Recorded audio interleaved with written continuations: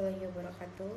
Halo semuanya, perkenalkan nama saya Rindy Anggur Antiko, NPM 24411086, kelas manajemen 24DX. Pada video kali ini, saya akan membahas tentang hubungan rasio keuangan dengan kinerja keuangan perusahaan. Rasio keuangan tidak hanya membantu kita menilai kondisi finansial, tapi juga menunjukkan seberapa baik perusahaan mengelola aset, utang, dan modalnya untuk mencapai tujuan bisnis. Yuk kita lihat lebih jelas. Yang pertama yaitu rasio likuiditas. Rasio ini menunjukkan kemampuan perusahaan memenuhi kewajiban jangka pendeknya, misalnya current ratio dan quick ratio. Perusahaan dengan rasio likuiditas yang sehat biasanya memiliki kas dan aset lancar cukup untuk menutupi utang yang jatuh tempo. Yang kedua, kondisi ini mencerminkan kinerja keuangan yang stabil karena perusahaan tidak mengalami masalah arus kas dan dapat menjalankan operasionalnya dengan lancar. Contohnya, jika current rasio perusahaan adalah 2/1, artinya perusahaan memiliki aset lancar yang 2 kali lipat dari kewajiban jangka pendeknya, sehingga perusahaan dapat dikatakan liquid. Yang kedua yaitu rasio solvabilitas atau leverage. Rasio ini mengukur kemampuan perusahaan menanggung utang jangka panjang. Contohnya, debt to equity ratio. Jika DER terlalu tinggi, perusahaan memiliki risiko finansial lebih besar, sehingga kinerjanya bisa terpengaruh karena harus membayar bunga utang lebih banyak.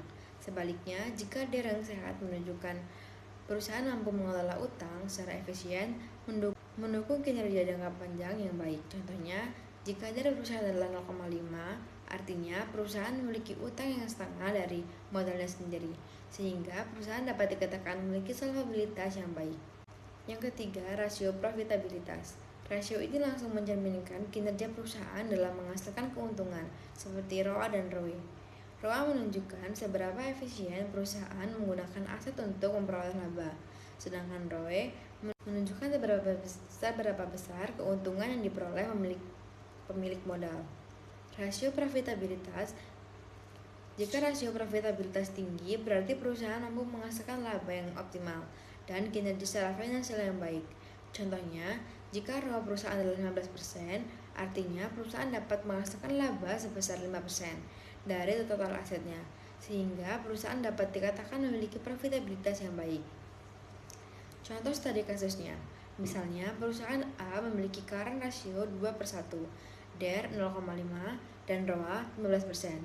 Analisis ini menunjukkan bahwa perusahaan A memiliki likuiditas yang baik, solvabilitas yang baik, dan profitabilitas yang baik. Dengan demikian, perusahaan A dapat dikatakan memiliki kondisi finansial yang sehat dan layak diinvestasikan. Jadi teman-teman, rasio keuangan dan kinerja keuangan saling berkaitan. Dengan memahami rasio ini, kita bisa menilai apakah perusahaan berjalan dengan sehat, aman dari risiko, dan memiliki keuntungan. Terima kasih sudah menonton, semoga bermanfaat. Wassalamualaikum warahmatullahi wabarakatuh.